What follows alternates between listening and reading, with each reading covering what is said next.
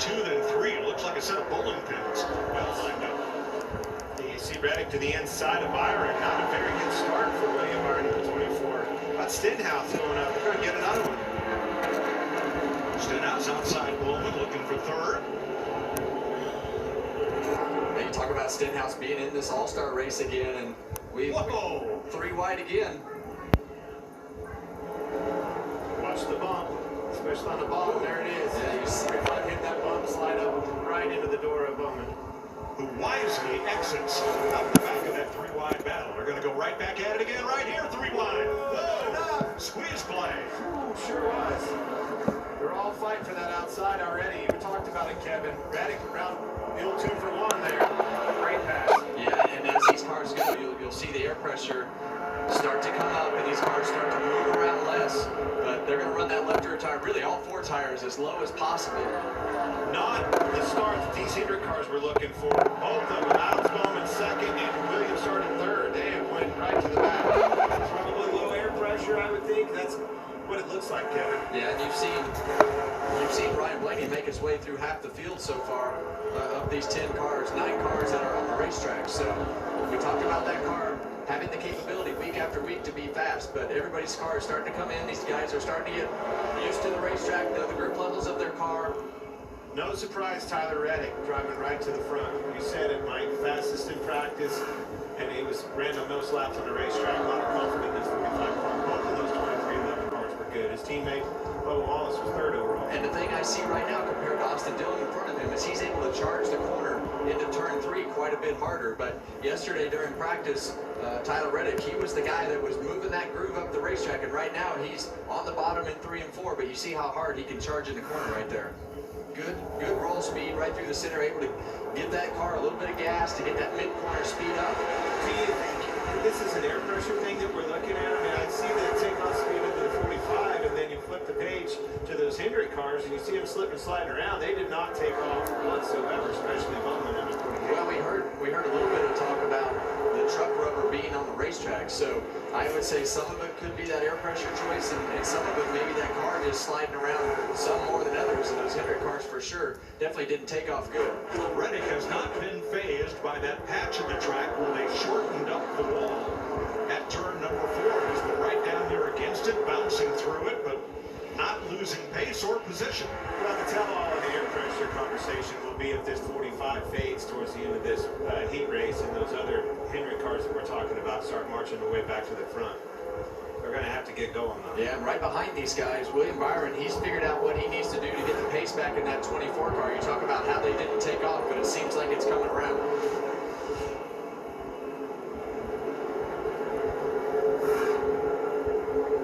So how low did they start on air pressure? Look at Alex Bowman here.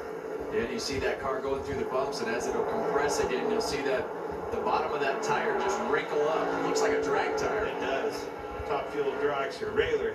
Tony Stewart out there going down the backstretch. Side by side for second, and Reddick is going to emerge ahead of Austin Dillon going into turn number 3, and that pass started at turn 1. And he had a very good drive up off the corner. That's what I'm watching this 45. Larry Mack. Yeah, Mike, you're talking about air pressure. Goodyear recommends do not go lower than 12 PSI on the left side. We know for a fact teams are going as low as 8 or 9 PSI. That just gives it grip, and the more you can open the differential between the left and the right, that helps the car to turn. I know there were issues at Kansas, but a lot higher speeds and a lot more loads at Kansas than here at North Wilkesboro. Yeah, you can definitely be a lot more aggressive on the air pressure here without all that load, but like Larry said, and there's not many things that move the needle more than low air pressure in these cars. William Byron trying Austin Dillon, and behind him, Ryan Blaney has gotten away from that pack of cars. Up to 5th spot, there's Blaney on the right. You can run, but you can't hide. Be mindful that there will be a caution coming out. Whether you elect to pit or not is up to you. And we're halfway there, 15 down. Caution around lap 30. See the one car, Ross Chastain, right there on the bottom in turns 1 and 2. So many different choices have started to evolve on this racetrack, and on the other end down there, you want to have if you're going to run the bottom, you want that left side right on the white line. trying to hook that inside tire right against that concrete to help that thing rotate the middle of the corner. Now, during qualifying, they doubled the penalty from 5 to 10 seconds for any pit road or speeding infractions, but it really didn't make any difference. If you got a penalty, you start the heats in the back. And that's where Chastain and Blaney started. And they've each gained a few positions. Here's Byron. That car Inside of Dillon. Dillon coming around him on the outside. Didn't quite finish that pass in turn 3 and 4, but this is where it starts. It's kind of like a skateboard ramp. You go up the hill, diamond that corner, uphill, up the back straightaway right here, and a lot of times you finish the pass in turns 3 and 4. When you start this pass like Blaney is on the 24, it's really hard to be able to complete that pass with that bump off of turn 4 if you don't have position by the time you get to the middle. Well, I think that's why you saw the press, full court press on William Byron trying to make quick work of Austin Dillon, because he saw Blaney coming in his mirror, but now he's got his hands full of Blaney. See the back of that 12 car slide out from underneath him as he exits turn 4. I like where that bottom groove is right there in 1 and 2, and you'll see that patch on the entry. It's like you want to run your right side tires on that little patch and hug those bottom hash marks as you go around that corner. And Whitey's car is really rolling the center well through 3 and 4, but that bump just keeps him from being able to put the throttle all the way down. So why is Byron's car so good off turn 4, but not so good here off turn 2? I think right now it's because he's up a lane and it's smoother. He's able to push the throttle down, carry the momentum through the center of the corner, but he doesn't have to deal with that bump off of turn 4. Looks tight to me. Using a lot of real estate on the exit, and that outside is helping him using that extra banking with a progressive banking man on the outside of the track. That's why he couldn't steer underneath Austin Dillon. He's having to stay up there on this outside. But on the flip side of that, Blaney's running on the bottom, and he's a little bit loose. Can't get off the corner because he can't put the throttle down. He can roll in and through the center fast, but he can't complete it. And he can't use the whole racetrack when that 24 car is out there, so it's kind of magnifying his condition that he has with his car. Larry? Yeah, guys, we're going to get a caution here in about 5 to 6 laps. And remember, you had 3 sets of tires to do this race. You had a brand new set of stickers and the 2 from qualifying yesterday.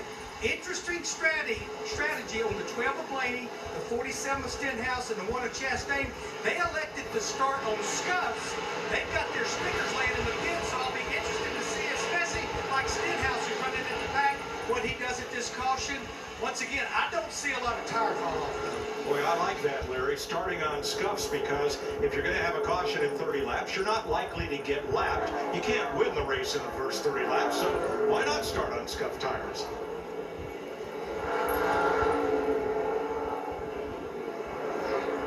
Well, definitely puts him in a position to have that option, and now with their track house, especially with these 2 cars right here, Stenhouse and Bowman, you're probably going to want to come in, make some adjustments, and at least take the gamble of putting those tires on for sure.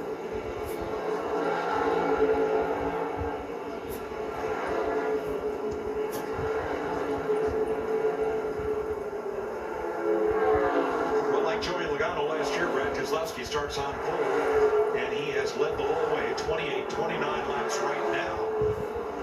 And a little pressure here from Tyler Reddick as he'd like to be the first one onto pit road, should they pit during the caution flag when it comes. Starter does not yet have the yellow in hand until now, as we come to 30 laps. No. He just got his hand right there. It's a matter of time.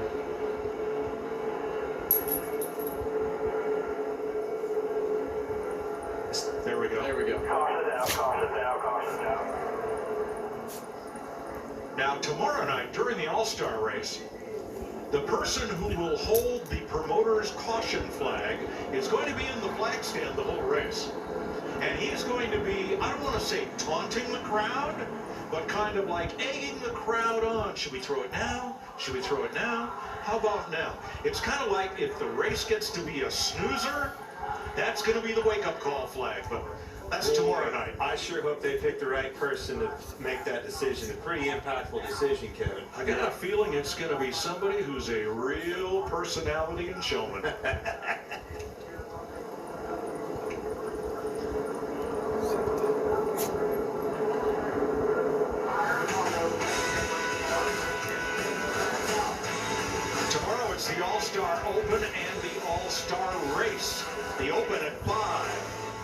All-Star race at 8. Plenty of fun in between. So make sure you have it set on FS1 beginning 5 p.m. Eastern tomorrow.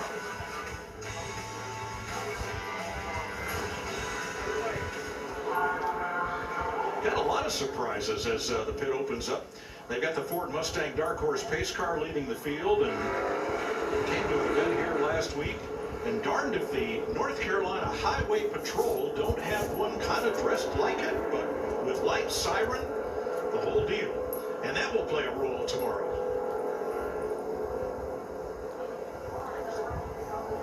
Here's Regan. Well, you guys are just talking about the scuffs versus stickers. Ryan Blaney, of course, has these sticker tires that he can put on the car. Jonathan Hassler said that he thought his decision would be pretty easy, but they got further forward than I think they thought they would. Right now, just chatter in the fronts to the middle and loose off. Jamie? Yeah, Ross Chastain, a lot of debate before the race that they would hit, but he said, I'm just loose everywhere. And as Larry mentioned, he had that set of sticker tires, so that just went on the one machine. 4 drivers did not pit. Keselowski, Reddick, Dillon, and Berry stayed out, speeding, and they will start out back.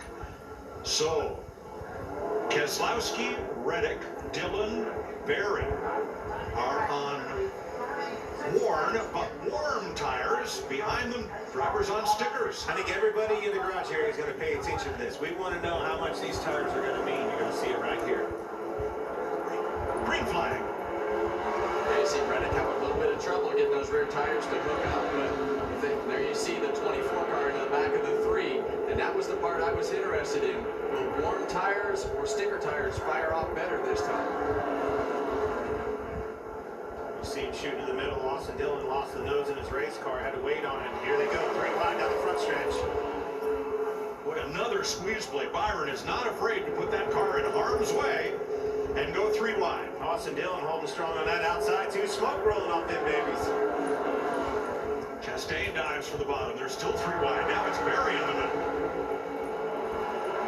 And they sort it out. They fixed that 48 car.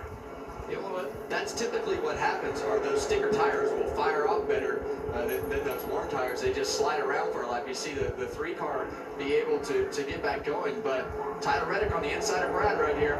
He better run quick because these tires are coming in a hurry in this 24 car.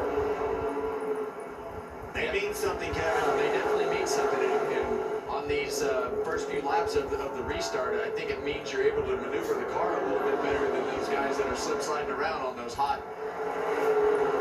tires. That's almost 2/10 faster than Keselowski, your leader. Reddick cannot complete the pass. Here comes Byron on the outside. Yeah, and I was going to say, if Reddick doesn't get up right there and he gives Byron the right rear quarter panel off of 2, he's going to be in trouble. A block to the, and getting into 3 and look at the inside of the leader. Chastain. Yeah, Had his name in the mix. and he made up a lot of ground really quick as these guys are racing right here. And William Byron knows that's probably the guy that he's going to be racing on those other sticker tires that started in the back. Got the preferred line on the outside. Here comes Byron. Every position gained moves you 1 row closer to the front for the start tomorrow night.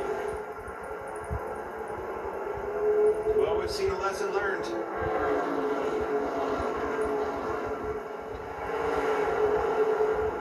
So definitely shake things up in this second heat race coming up after this.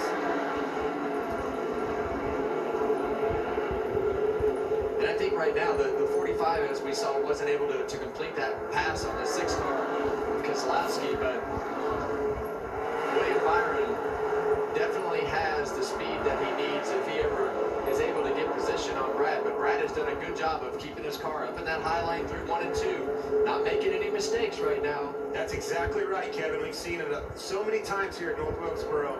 Catching them is one thing, passing them and completing that pass a whole other story. Now consider this, Byron is not racing Keselowski for anything of consequence. Brad Keselowski's already locked in the pole for the All-Star race. Byron is racing everybody behind him to try to secure the 2nd row starting spot. Valid point, Mike, but there's a checkered flag at the end of this thing, isn't there? Sure is. That's that run that all of us racers like to chase. Whoa, Chastain put the slide right enjoy that. Here we go, battle for the lead right here. William Byron all but cleared Brad Keselowski through the center of that corner right there. Moved him up the racetrack on the exit, went around that bump, Kevin. He's going to do the same thing again.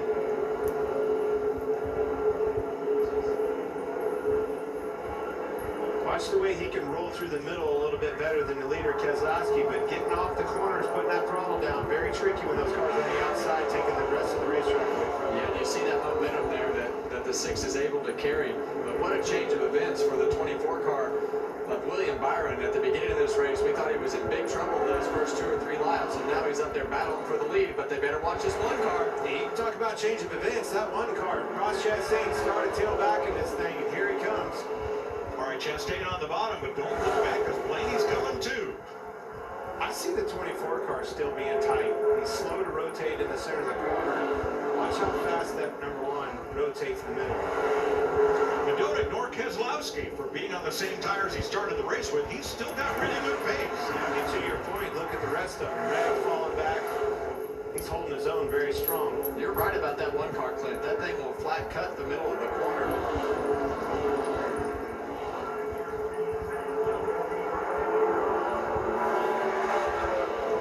Chastain hunting the lead here and may have it. Larry. Yeah, just remember, Ross Chastain, not only 30-lap pressure tires, had no set of stickers that Jamie Little talked about. I think that's a difference maker, plus a good handling car.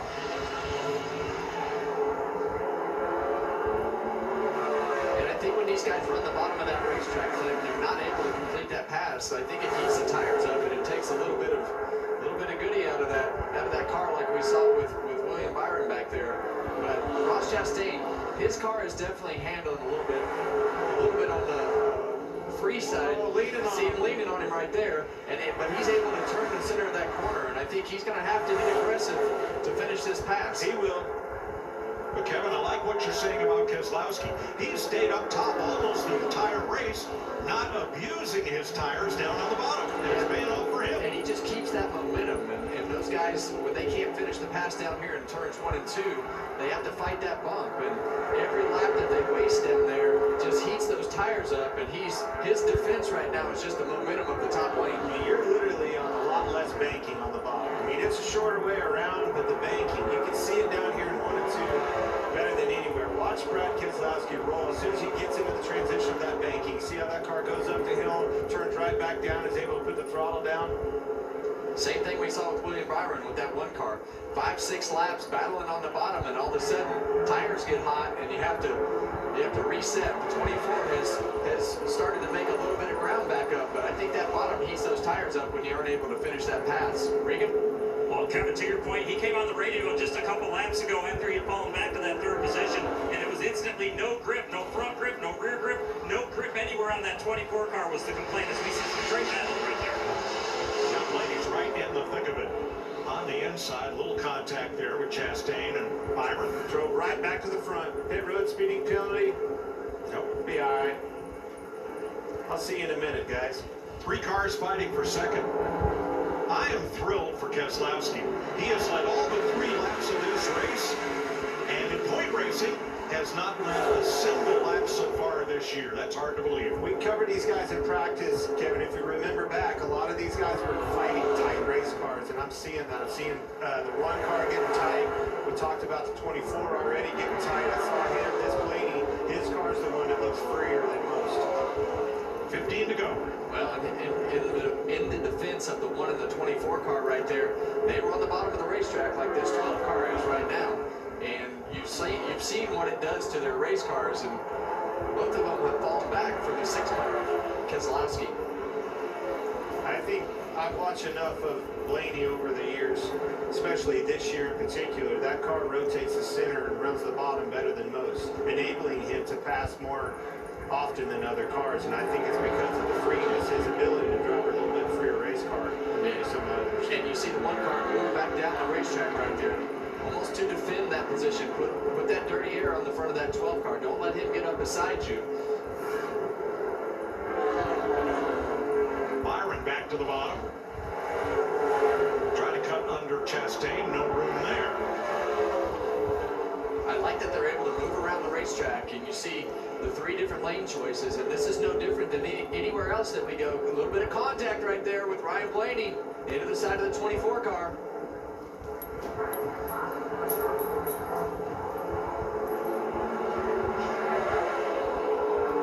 Really starting to see the entry of that turn one open up. Right here, you're going to see Byron come down the hill, Blaney go up the hill, and I don't know if he didn't expect the 24 car to stay in that middle lane, but they have some contact right front to left rear. I think it all started with a one car. It didn't rotate very good for him. It was a little slow on the exit. That made Byron kind of move down and avoid him, which got him pushed down into Blaney. Well, Byron's back to the bottom now. Chastain has the run down the back straightaway. Blaney looking on from the high groove, 10 to go, 9 this time.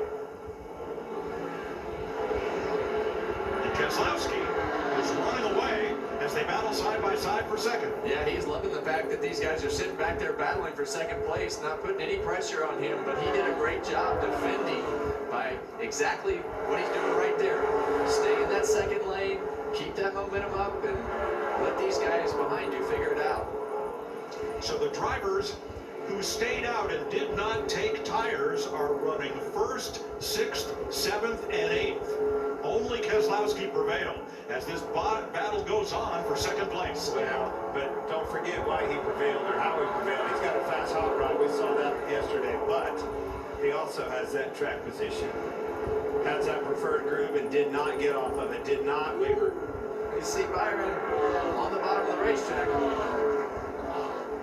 right up next to that one car off the exit. And I think in order for him to finish this pass, he's going to have to be nose to nose with that one car and driving to turn one, slide up the hill. Able to get a good launch off the exit of turn 2 every lap, but he just cannot get the position that he needs to finish the pass off of turn 4. Great short track racing. There's been side-by-side action every lap of this race.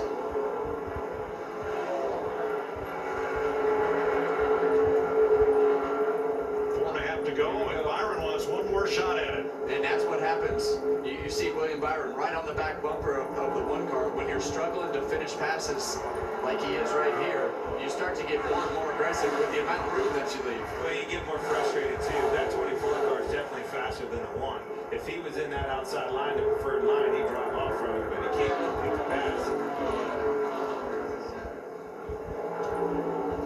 Josh Berry trying to take 6th from Tyler Reddick. Again, every position moves you one row forward on the starting lineup tomorrow night.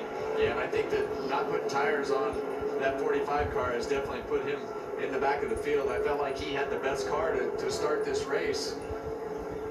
Not to end it, though.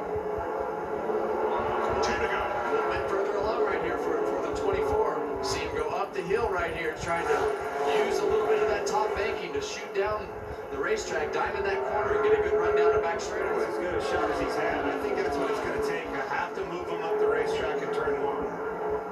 One of those two cars can start inside the second row tomorrow night. That's right. This battle right here is a whole row. I appreciate William Byron's patience, though. I mean, sure you can just nail him and move him out of the way. He hasn't touched him. Final lap. Chastain outside, holding Byron down as they come off the corner. Keselowski will win it, and Chastain takes the second spot from Byron. Blaney 4th, Bowman rebounds for 5th.